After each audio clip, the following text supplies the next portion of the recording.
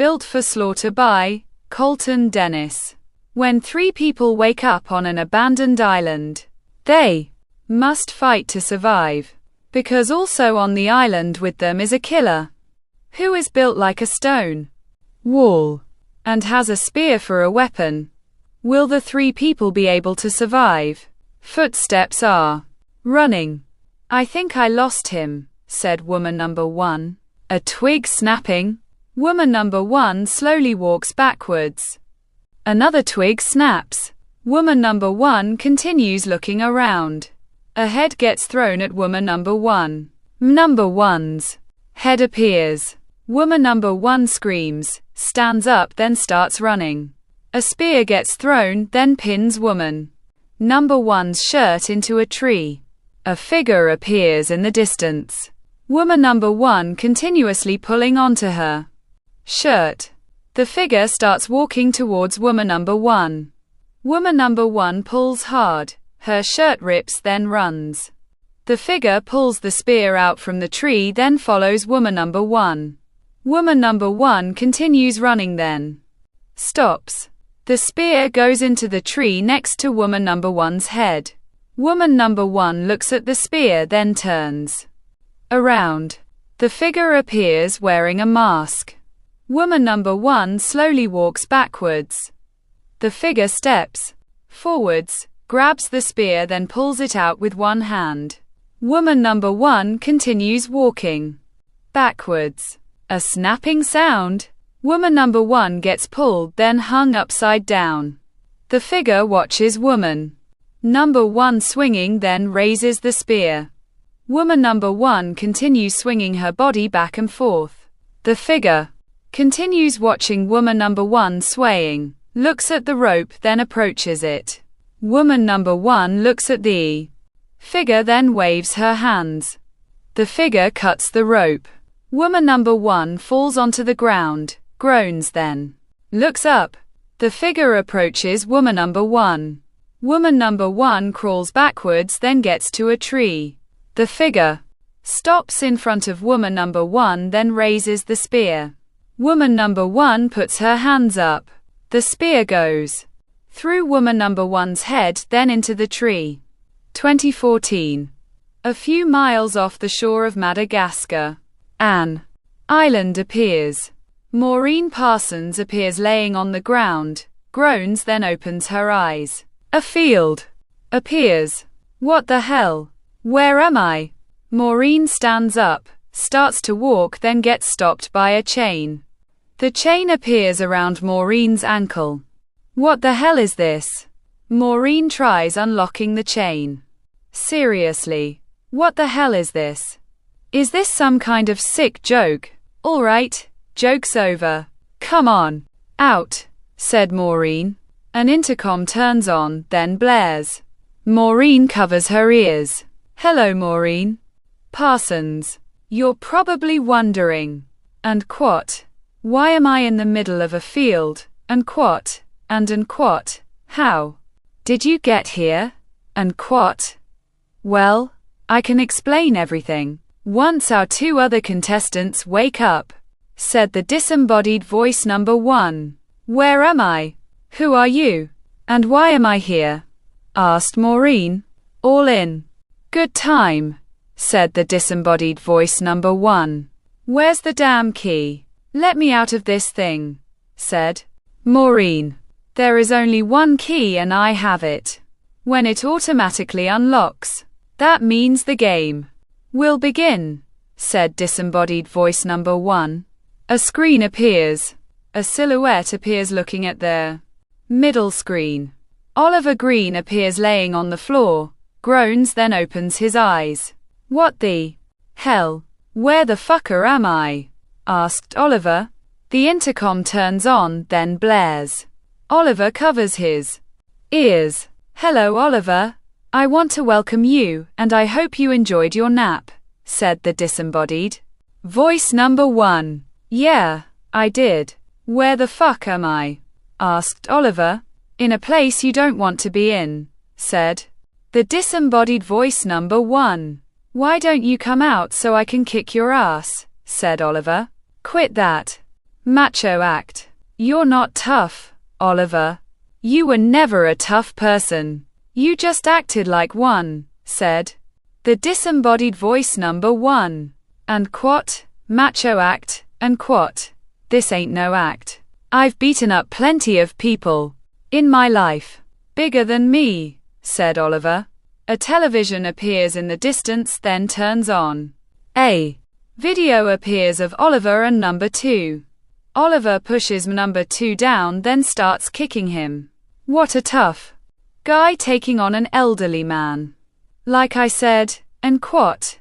You're not tough, and quat, said the disembodied voice. Number 1. How did you get that video? Asked Oliver. I have my ways. The silhouette of the man looks at the left screen.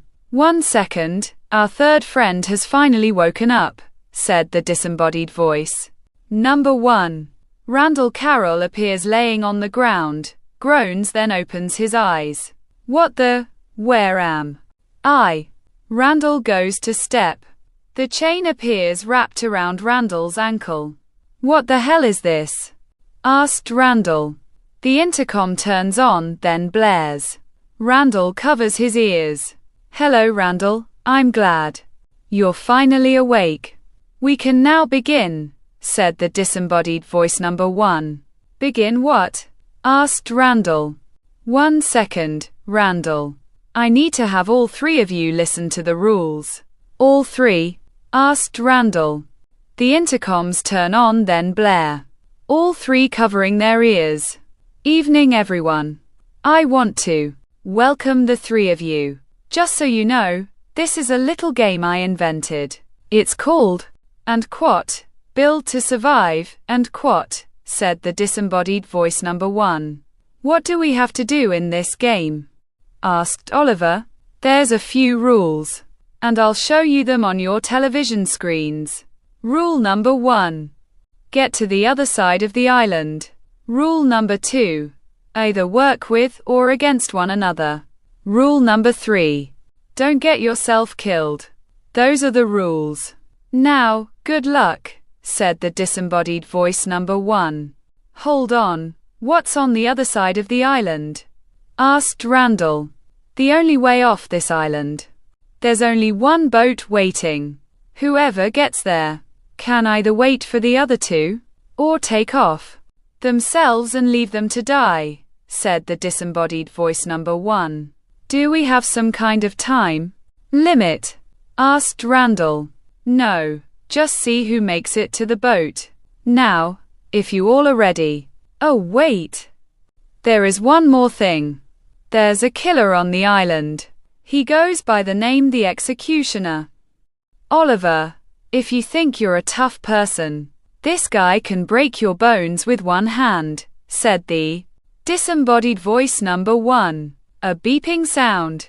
The chains fall off around their ankles. Oliver quickly runs, then opens the door. The woods appear. God damn it, said Oliver, running into the woods. Maureen runs down a rock path. Randall appears walking, then stops. Footsteps approaching. Randall hides behind a tree. Oliver runs past. Randall looks, sees Oliver running away, then walks in a different direction. Oliver continues running. A twig snaps. Oliver stops. What was that? Hey, you out there, Executioner? Come on out. Yeah, it's because you're scared, ain't it? The spear gets thrown, then skims Oliver's left leg. Oliver falls onto the ground. Ow, you bastard. The Executioner appears, then approaches Oliver. Oliver stands, then runs away. The spear gets pulled out from the tree. The Executioner follows Oliver. Footsteps are running. Maureen stops, puts her hands on her new knees, breathes in, then looks up. Randall appears. Hey you, said Maureen. Randall stares at Maureen. Hello, said Randall. Have you seen the boat? Asked Maureen. Not yet, but I believe if we keep going along the tree lines, we'll find it, said Randall. Really? Asked Maureen. Trust me, I'm a biologist. I know a lot about scientific things. Especially trees, said Randall. Maybe we should find the third person, said Maureen. Do you think he'd stay for us? I saw him run past me about a half-mile ago. He was heading in the wrong direction, said Randall. Maybe we should go find him, said Maureen. You're one of those, and quat, save the world people, and quat, aren't you? Asked Randall. You can say that, said Maureen. Both Maureen and Randall are walking away. Oliver continues running. I need to lose this guy. But how? Asked Oliver. The executioner is walking. Stops, looks around, then continues walking away. Oliver appears hiding behind the bushes, peeks out, then walks away. Both Maureen and Randall are continuing to walk. So, what did you do to get here? Asked Randall. What do you mean? Asked Maureen. I have a feeling we are here for a reason, said Randall. And that reason is? Asked Maureen. To be punished. I mean, think about it. A person on this island is trying to kill us. Why? Asked Randall. Because this guy has a sick sense of humor, said Maureen. I believe we each did something bad to get here. What did you do? Asked Randall, looking at Maureen. What do you mean? Asked Maureen. You did something. I can tell, said Randall. What did you do? Asked Maureen. Trying to do reverse psychology on me. I don't do that type of stuff. Because I get to the point, said Randall. So, what did you do? Asked Maureen. I hacked into a computer, said Randall. That's it? That's why you're here. Hacking into a computer, said Maureen. I didn't say which one, said Randall. Which one then? Asked Maureen. The Pentagon, said Randall, smiling. No way, their stuff is way high-tech, said Maureen. No kidding, I'm smarter, not cuter.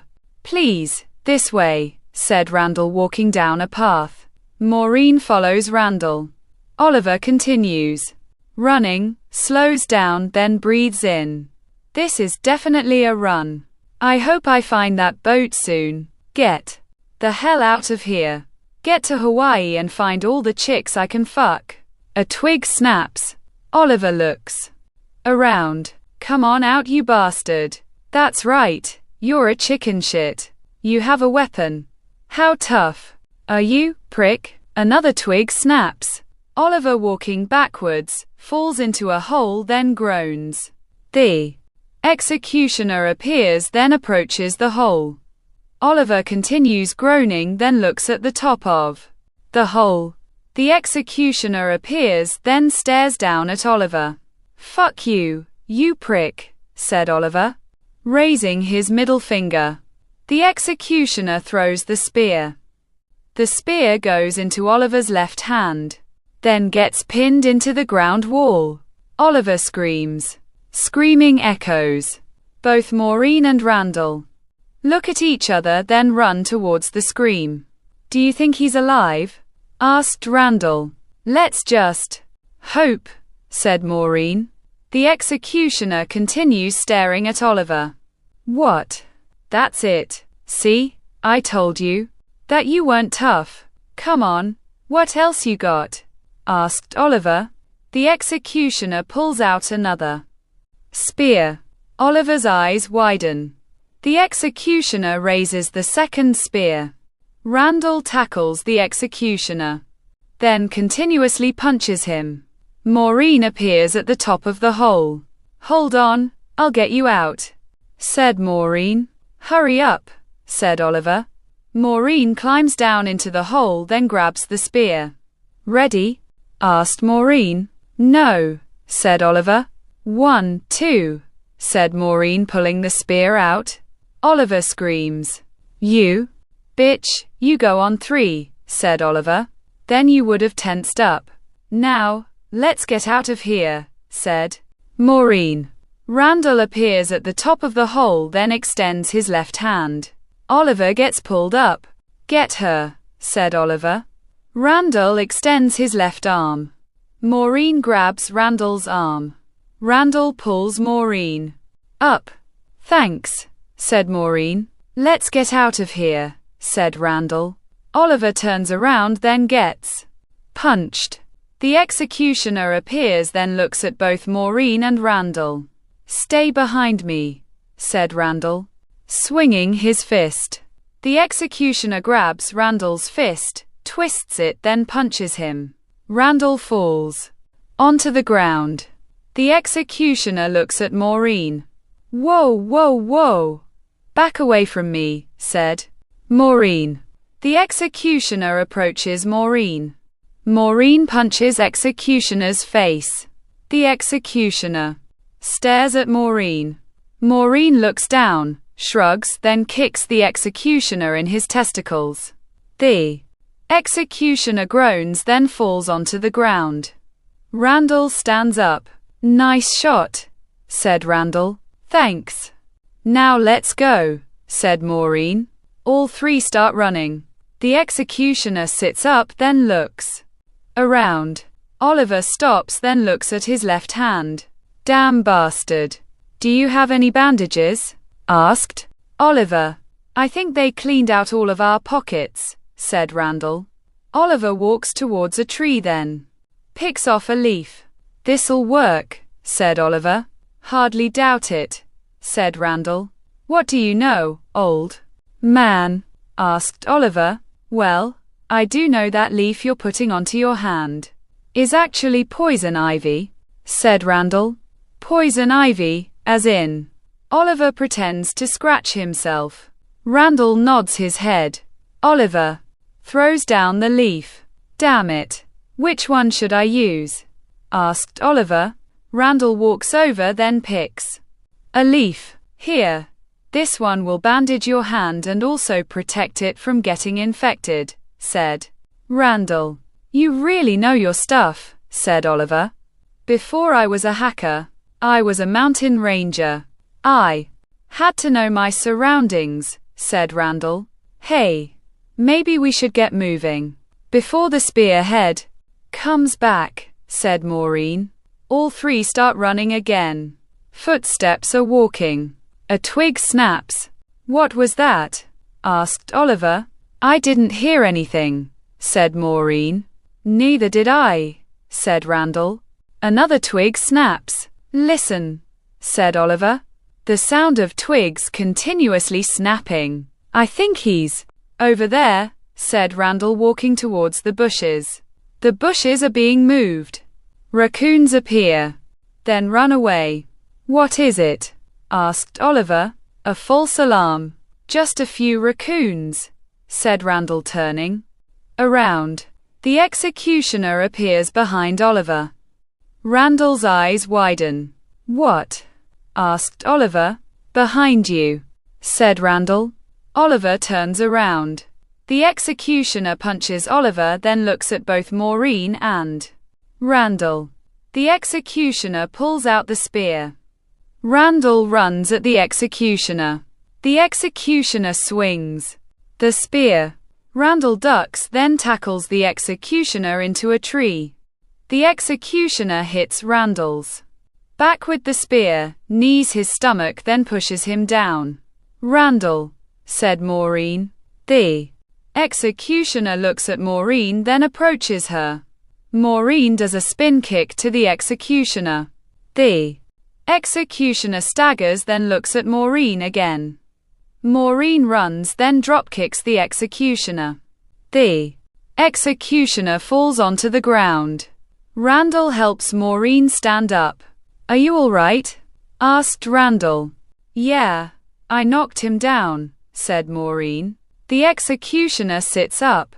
But he's getting back up, said Randall. All three start running. The executioner stands up, then follows all three of them. All three stopping at a two-way.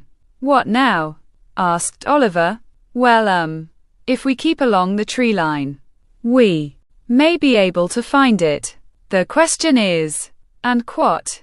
How far do these tree lines go, and what? Asked Randall. The spear goes into a tree. This way, said both Oliver and Randall. Both Maureen and Randall run down the left path. Oliver runs down the right path. Randall, Oliver went the other way, said Maureen. Damn it, you keep going. I'll go get him. Just stay on the tree line.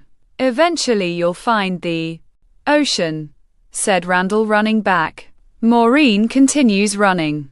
Oliver is running, then stops at a cliff. Shit.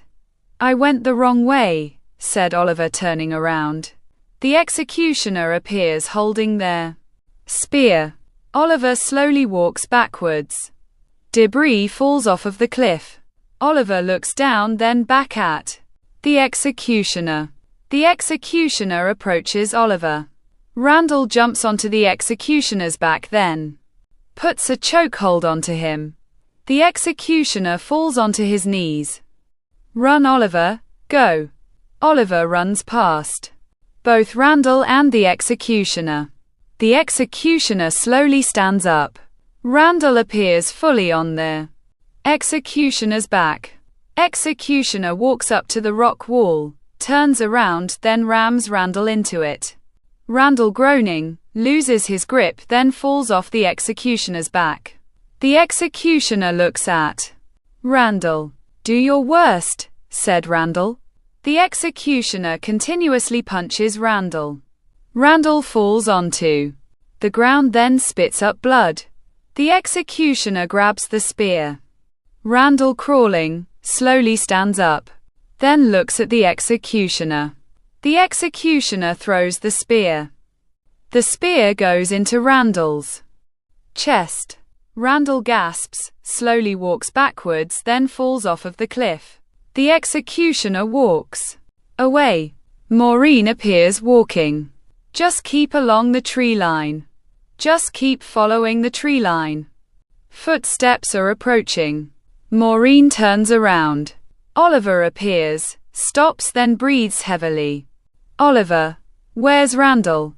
Asked Maureen. Oliver looks at Maureen, then snakes his head.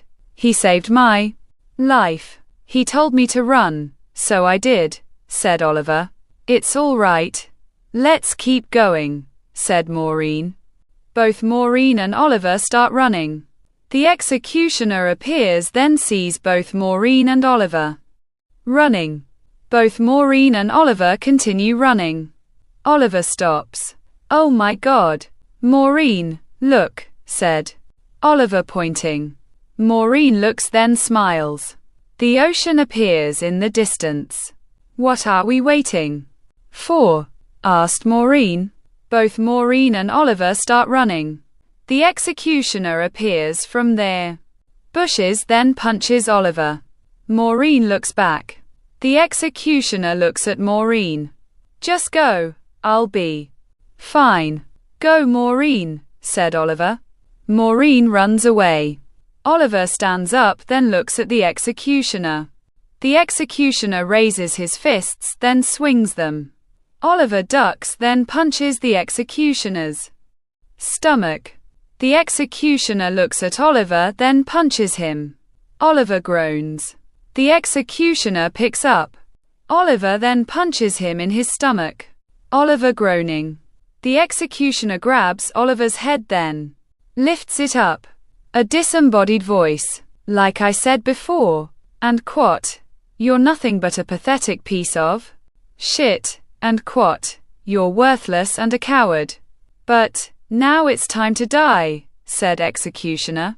A branch breaks over the executioner's back. The executioner turns around, then hits Maureen. Maureen falls onto the ground. The executioner lets go of Oliver. You could have gotten away, but you decided to come back for a coward. Pathetic. All humans are pathetic, said the executioner.